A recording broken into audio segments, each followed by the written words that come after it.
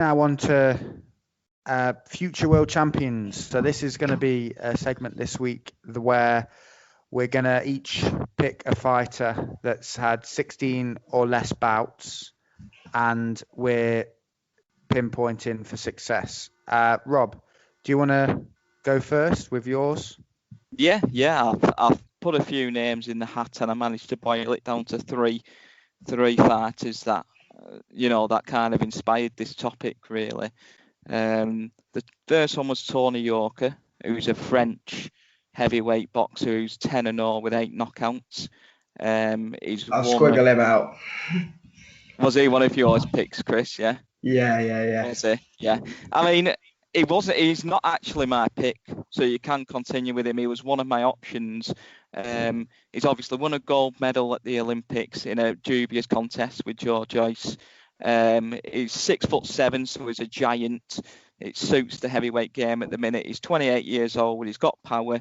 But the reason that I've not used him as my selection is just because of that division is so difficult to win a title, with Fury and Joshua being the tip of that. And he's had some issues in the past with doping. And it's not too.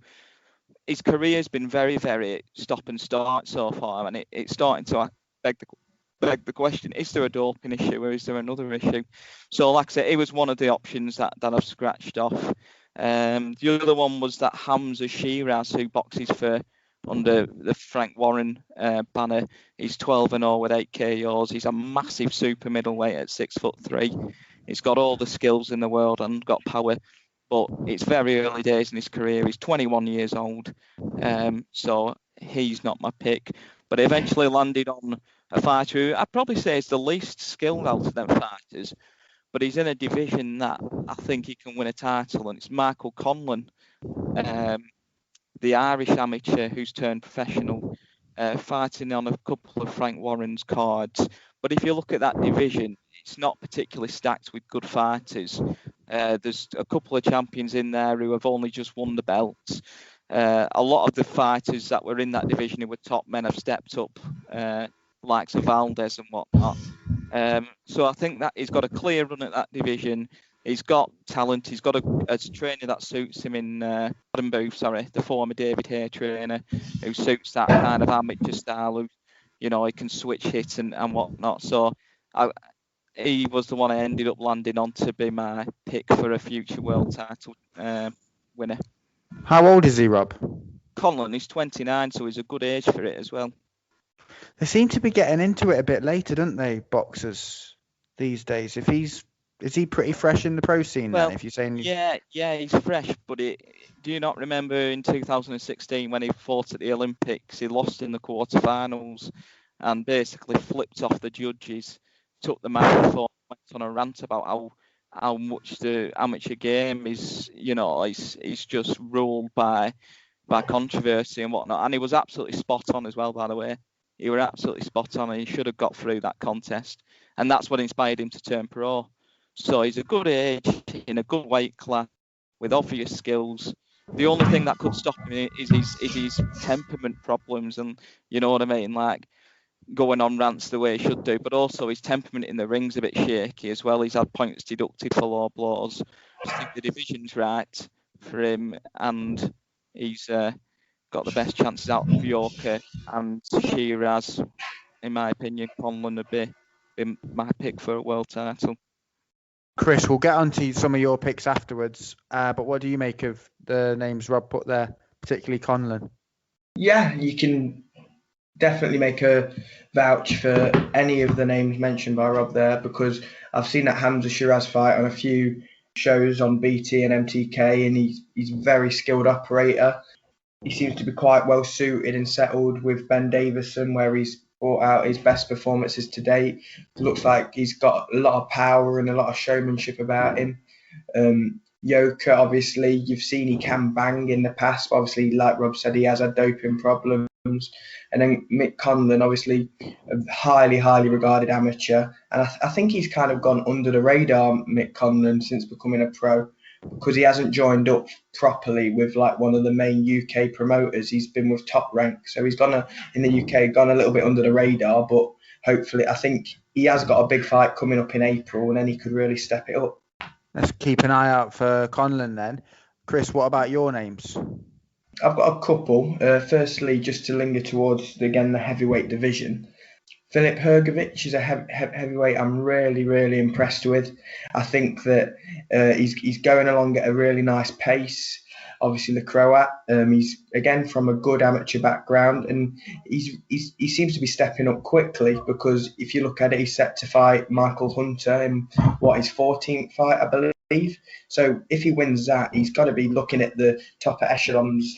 He's definitely with that win in the top 5 or 10 of the heavyweight division, and with that being only 15 fights for him or around that, he's got to be looking for pushing it.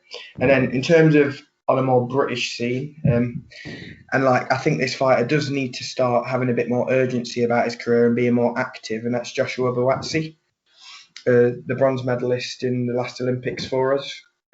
He's just linked up with Amir Khan's former trainer in America, and it's his time really. He's been averaging about a fight a year or 18 months or so, but he's proven he's got talent, but he really needs to start stepping it up, getting active and getting towards that title shot. I'm not saying it's going to be easy for him, because he is a division where Biv or Lamberturbiev look to be dominating it, but I think he's the best shot around Britain at the minute. Rob, what do you think on Hrgović then? Yeah, I like Hrgović. He's an old school European upright boxer, but carries a lot of power. I think this fight with Johnson's a 50-50, because I really do like him. Sorry, is it Michael Johnson or Hunter? Michael Hunter. I don't know why I keep calling him Johnson. Michael Hunter. He had a draw with Povetkin and looked decent in that fight. He also got a good win against that Martin Macaulay, the guy who trains in Scotland, big heavyweight. So he's a real fighter, he's Hunter. The only thing with him is he's stepped up from cruiserweight. So Hrgović could use his upright natural advantages to beat him.